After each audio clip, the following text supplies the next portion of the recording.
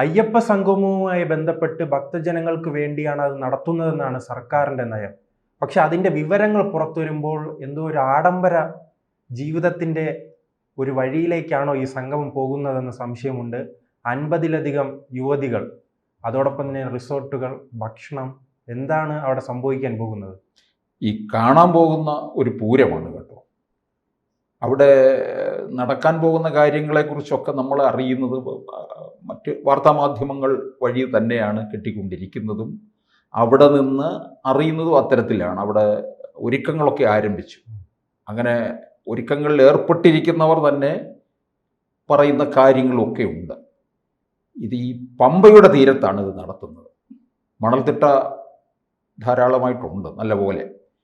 പ്രത്യേകിച്ച് ഇത് തീർത്ഥാടന കാലമല്ല. തീർത്ഥാടന കാലമാണെങ്കിൽ പമ്പയിലെ മണൽത്തിട്ടയിൽ കാലുകുത്താൻ പോലും സ്ഥലമില്ല എന്നുള്ളതാണ്.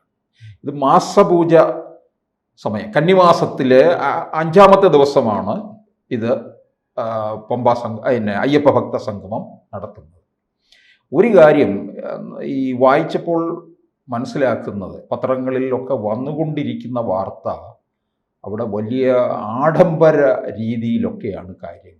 വിദേശത്തു നിന്നൊക്കെ എത്തുന്നു, സംസ്ഥാനത്തിൻ്റെ മറ്റ് സംസ്ഥാനങ്ങളിൽ നിന്നൊക്കെ എത്തുന്നവരൊന്നും ഈ സർക്കാർ ഭക്തരെന്നാണ് പറയുന്നത് കേട്ടോ. അയ്യപ്പ ഭക്തരല്ല, സർക്കാർ ഭക്തര്. അവരൊക്കെ താമസിക്കുന്നത്, അപ്പം 20-ാം തീയതിയെ ഉള്ള അയ്യപ്പ സംഗമത്തിന് ദൂരെയുള്ളവരൊക്കെ തലേ ദിവസം എത്തുമല്ലോ. അവർ കുമരകത്തെ റിസോർട്ടിലൊക്കെയാണ് താമസിക്കുന്നതെന്ന് പറയുന്നത്. പിന്നീട് അതിനോടൊക്കെ ചേർന്നുള്ള ഒരുപാട് റിസോർട്ടുകളുണ്ട് കുമരകവും, അതുപോലെ ഇടുക്കി ജില്ലയിലെ ചില ഭാഗങ്ങളിലും ഒക്കെ ആയിട്ട് താമസിക്കുന്നു. ഇവരെയൊക്കെ തന്നെ പഞ്ചനക്ഷത്ര ഹോട്ടലുകളിലും ഒക്കെ ആയിട്ടാണ്. അവിടെ നിന്ന് ഇങ്ങോട്ടേക്ക് കൊണ്ടുവരുന്നതിന് വേണ്ടി പ്രത്യേക വാഹനങ്ങൾ, KSRTCയുടെ ലോ ഫ്ലോർ AC ബസ് അനുവദിച്ചിരിക്കുന്നു. പിന്നെ വലിയ ആഡംബര കാറുകൾ. കാരണം കോടിക്കണക്കിന് രൂപ നിക്ഷേപിക്കാൻ വരുന്നവരാണ്. അപ്പോൾ അവരെ KSRTCയുടെ സാധാരണ ബസ്സിൽ കയറ്റി കൊണ്ടുവരാൻ പറ്റത്തില്ലല്ലോ. അതുകൊണ്ട് പ്രത്യേകമായിട്ടുള്ള ആഡംബര വാഹനത്തിലുമൊക്കെയാണ് കൊണ്ടുവരുന്നത്. പിന്നെ അവിടെ വലിയ കേറ്ററിംഗ് യൂണിറ്റുകാരെയൊക്കെ തന്നെ അങ്ങോട്ടേക്ക് ഏർപ്പെടുത്തിയിരിക്കുകയാണ് ഭക്ഷണം. ഒരു പത്രം എഴുതിയിരിക്കുന്നത് ഇതാണ്, അവിടെ നോൺ വെജിറ്റേറിയൻ വേണോ എന്ന കാര്യത്തിൽ അന്തിമ തീരുമാനമായില്ല.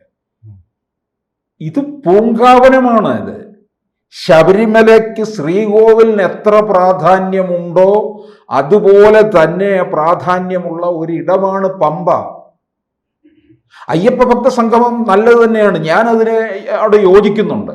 പക്ഷെ ഇത്തരത്തിലുള്ള കാര്യങ്ങളിൽ ഈ പത്രത്തിൽ വന്നതാണ്, ജന്മഭൂമി പത്രത്തിൽ വന്നതാണ്, നോൺ വെജിറ്റേറിയൻ ആണോ എന്ന കാര്യത്തിൽ അന്തിമ തീരുമാനമായിട്ടില്ലെന്ന്. അയ്യപ്പനെ കിട്ടുന്നത്, പന്തള രാജാവിന് കിട്ടുന്നത് പമ്പാ നദിയുടെ തീരത്ത് നിന്നാണ്. മണികണ്ഠൻ, അങ്ങനെയുള്ള കഥയൊന്ന് ആലോചിച്ച് നോക്കണം. കഥ മാത്രമല്ല, സംഭവമാണിത്. പമ്പയിലെ ഇത് ആങ്ങമ്മൂഴി അങ്ങോട്ട് തുടങ്ങി കഴിയുമ്പോഴല്ലോ, പെരുന്നാട് പഞ്ചായത്തിലാണ് ശബരിമല സ്ഥിതി ചെയ്യുന്നത്. ആങ്ങമ്മൂഴി കഴിഞ്ഞാൽ ഉടൻ ഈ കാനന ഇതായി കഴിഞ്ഞു, അയ്യപ്പൻ്റെ പൂങ്കാവനമായി കഴിഞ്ഞു. 18 മലകൾ ഉൾക്കൊള്ളുന്നതാണ് ശബരിമല. 18 മലകളിൽ ഒന്നാണ് ശബരിമല. അപ്പൊ ഈ പമ്പയൊക്കെ അതിൽ വരുന്നതാണ്. വളരെ പവിത്രമായിട്ടുള്ള പമ്പാവാസനെ എന്നാണ് അയ്യപ്പ ഭക്തര് വിളിക്കുന്ന ശരണം. അത് ഇവർക്കറിയത്തില്ല ഇത്. അതുമല്ല, അതിനകത്ത് അത്തരത്തിലുള്ള കാര്യങ്ങളിലേക്ക് ഒരിക്കലും പോകാൻ പാടില്ലാത്തതാണ്. പുണ്യം പൂങ്കാവനം എന്ന് പറയുന്ന ഒരു പദ്ധതിയുണ്ട്. വിജയൻ IPS ആണത് അതിൻ്റെ പ്രധാന ആള്. ഇപ്പം അത് വേണ്ട രീതിയിൽ പ്രവർത്തിക്കുന്നില്ല. പ്രധാനമന്ത്രിയുടെ മൻ കി ബാത്തിലൊക്കെ അതിനെ ഏറെ പ്രശംസിച്ചിട്ടുണ്ട്. കാരണം പുണ്യം പൂങ്കാവനം എന്ന് പറഞ്ഞാൽ അവിടെ പ്ലാസ്റ്റിക് രഹിതമായിട്ടുള്ള ഒരിടമാക്കി മാറ്റി. അവിടെ വരുന്ന ഭക്തര് അയ്യപ്പനെ കണ്ടു വണങ്ങുക മാത്രമല്ല, പ്രകൃതിയോട് ഇണങ്ങിച്ചേരുന്ന തരത്തിലുള്ള വസ്തുക്കൾ ഉപയോഗിക്കുക, അവിടെ വൃത്തിയായി സൂക്ഷിക്കുക. പ്രകൃതിയാണ്. അവിടെ ചെല്ലുമ്പോൾ തത്വമസി എന്നല്ല എഴുതിയിരിക്കുന്നത്, അത് നീയാകുന്നു എന്നാണ്. നീ എന്താണോ അന്വേഷിച്ചു വരുന്നത് അത് നീയാകുന്നു. അതാണ് ഏറ്റവും വലിയ ഫിലോസഫി എന്ന് പറയുന്നത്. അപ്പൊ ഇത് ശരിക്കും പറഞ്ഞു കഴിഞ്ഞാൽ ഈ ഇത്തരത്തിലുള്ള ഒരു വാർത്ത, വെജിറ്റേറിയൻ വേണോ എന്ന കാര്യത്തിൽ അന്തിമ തീരുമാനമായിട്ടില്ലെന്ന് പറഞ്ഞു കഴിഞ്ഞാൽ 2018 യുവതികളെ ശബരിമലയിൽ പ്രവേശിപ്പിച്ചതിന് തുല്യമായ രീതിയിലേക്ക് മാറുകയാണ്. അല്ല, ഈ 50 യുവതികളും വരുന്നുണ്ട്, അതിൽ ഇനി ആരെല്ലാം വരികയാണ്? ഇവരുടെ കസ്റ്റഡിയിൽ കുറെ പേരുണ്ടാകുമല്ലോ, സർക്കാരിന്റെ കസ്റ്റഡിയിൽ. പമ്പ വരെ ഏത് പ്രായത്തിലുള്ളവർക്കും ചെല്ലാം. തീർത്ഥാടന കാലത്തും ഒക്കെ വരാറുണ്ട്. എല്ലാ യുവതികൾക്കും വരാം. പമ്പയിൽ ക്ഷേത്രങ്ങളുണ്ട്. ഗണപതി ക്ഷേത്രം, ഹനുമാൻ ക്ഷേത്രം, ശ്രീരാമ ക്ഷേത്രം, ഇതൊക്കെയുണ്ട്. നിത്യപൂജയുണ്ട് താനും. കേരളത്തിലെ പ്രധാനപ്പെട്ട ഡിപ്പോകളിൽ നിന്ന് സ്ഥിരമായി പമ്പയ്ക്ക് ബസ് സർവീസ് ഉണ്ട്. തിരുവനന്തപുരത്ത് നിന്നും, കോട്ടയത്ത് നിന്നും, എറണാകുളത്ത് നിന്നും, കൊട്ടാരക്കരയിൽ നിന്നും ഉണ്ട്. അവിടെ പോസ്റ്റ് ഓഫീസ് പ്രവർത്തിക്കുന്നുണ്ട്, പോലീസ് സ്റ്റേഷൻ പ്രവർത്തിക്കുന്നു. എല്ലാ ഡിപ്പാർട്ട്മെന്റുകളും ശബരിമലയിലും പമ്പയിലുമായിട്ട് പ്രവർത്തിക്കുന്നുണ്ട്. സ്റ്റാഫ് കുറവായിരിക്കും തീർത്ഥാടന കാലം അല്ലെങ്കിൽ. അപ്പോൾ അവിടെ വരെ ചെല്ലാം. അവിടെ വരെ ചെന്നുകൊള്ളട്ടെ അതിൻ്റെതായ രീതിയിൽ.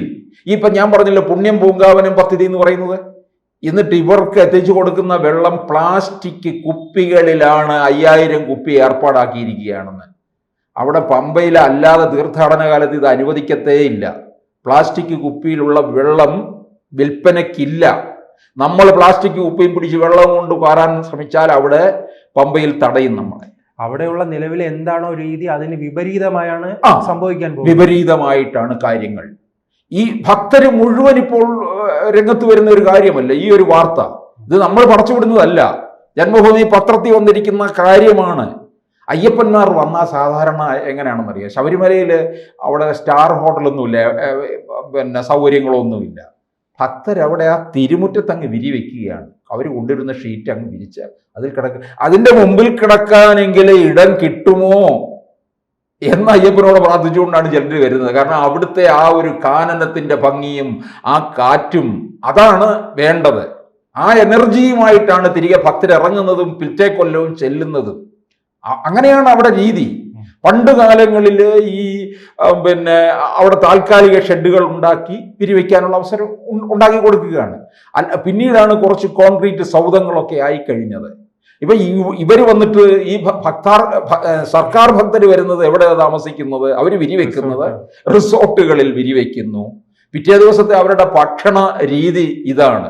ശബരിമലയിലെ ഭക്ഷണ രീതി അവിടെ എന്താണോ അത് കൊടുക്കണം. ഈ സർക്കാരും അതോടൊപ്പം തന്നെ ദേവസ്വം ബോർഡ് പലതവണ ആവർത്തിക്കുകയാണ് ഭക്തർക്കെതിരായി ഒന്നും ചെയ്യില്ലെന്ന് പറയുമ്പോഴും ഇനി ചെയ്യാൻ പോകുന്ന ഈ കാര്യങ്ങളാണെങ്കിൽ സ്വാഭാവികമായി എതിരാകുമല്ലോ. ഇവിടെ ഈ ഒരൊറ്റ സെന്റൻസ് മതി. ഈ വെജിറ്റേറിയൻ വേണോ എന്ന കാര്യത്തിൽ അന്തിമ തീരുമാനമായിട്ടില്ലെന്ന് കേട്ട് കഴിഞ്ഞാൽ സകല ഭക്തരും ഉണരും. അവരതിനെ ചോദ്യം ചെയ്യും. ഈ പമ്പയ്ക്ക് ഒരുപാട് പ്രാധാന്യമുണ്ടെന്ന് ഞാൻ പറഞ്ഞല്ലോ. പമ്പാ നദിയെ പുണ്യ നദിയായിട്ടാണ് കാണുന്നത്. ഭക്തര് തിരികെ വരുന്ന സമയത്ത് പോലും ഇവർ ഉടുത്തിരിക്കുന്ന ഈ കറുപ്പ് വസ്ത്രം പോലും പമ്പയിൽ ഉപേക്ഷിക്കുന്ന ഒരു രീതി ചിലരൊക്കെ വെച്ച് പുലർത്താറുണ്ട്. അത് അങ്ങനെ ഒരു ആചാരം ഇല്ല അവിടെ ശബരിമലയിൽ. അവിടെ ബലിതർപ്പണം നടത്തുന്നുണ്ട്. പിന്നീട് പമ്പ വിളക്കുണ്ട്, പമ്പ സദ്യയുണ്ട്. അയ്യപ്പനെ എല്ലാവരെയും ഈ മഹിഷി മർദ്ദനവും കഴിഞ്ഞ് തിരികെ വന്നതിൻ്റെ ആഹ്ലാദ തിമിർപ്പില് ഇവർക്ക് പിന്നെ അയ്യപ്പനും മകരവിളക്കിന് തലേ ദിവസമാണ് ഈ പമ്പ സദ്യ. അപ്പം ഭക്തര് എല്ലാം അവിടെ എല്ലാ വിഭവങ്ങളോടും കൂടി സദ്യ ഉണ്ടാക്കി എല്ലാവരും കൂടി ഇരുന്ന് ഭക്ഷണം കഴിക്കും. പമ്പ സദ്യയിൽ ഒരു ഇലയിൽ മാറ്റി എല്ലാം വിളമ്പും. അതിൽ അയ്യപ്പസ്വാമിയും അവരോടൊപ്പം ഇരുന്ന് ഭക്ഷണം കഴിക്കുന്നു എന്നാണ് വിശ്വസിക്കുന്നത്. അങ്ങനെ ആ പമ്പയുടെ പ്രാധാന്യം എന്ന് പറയുന്നത് ശബരിമലയിൽ ഏറ്റവും വലിയ പ്രാധാന്യം കാണുന്നത് പമ്പ, 18-ാം പടി, ശ്രീകോവിൽ, ഇങ്ങനെയാണ്. പമ്പാവാസനെ എന്നാണ് ഭക്തരൊക്കെ തന്നെ വിളിക്കുന്നത്. ശബരിമലയെക്കുറിച്ച് പോയിട്ടുള്ളവർക്കും കണ്ടിട്ടുള്ളവർക്കും അവിടുത്തെ ആചാരം എന്താണെന്ന് കൃത്യമായി മനസ്സിലാക്കും. അതിന് വിരുദ്ധമായ രീതിയിൽ പോയി കഴിഞ്ഞാൽ ഇത് സർക്കാരിന് തിരിച്ചടി ഉണ്ടാകും. 2019 പോയ വോട്ടുകൾ 2024 പോയ വോട്ടുകൾ തിരിച്ചു പിടിക്കാൻ വേണ്ടി ചെയ്യുന്നതാണ്. അത് ഇവർക്ക് വൻ തിരിച്ചടിയായി മാറുകയും ചെയ്യും. അയ്യപ്പ സംഗമം നല്ലത് തന്നെയാണ്, പക്ഷെ അത് അയ്യപ്പ സംഗമമായിരിക്കണം എന്നുള്ളതാണ്. അതിന് വിപരീതമായിട്ടാണ് നടക്കാൻ പോകുന്നതെന്നാണ് നമ്മൾക്ക് ലഭിക്കുന്ന വിവരം. കൂടുതൽ വാർത്തകളും വിശേഷങ്ങളും നിങ്ങളിലേക്ക് എത്താൻ ABC മലയാളം സബ്സ്ക്രൈബ് ചെയ്യുക, ബെൽ ബട്ടണും അമർത്തുക.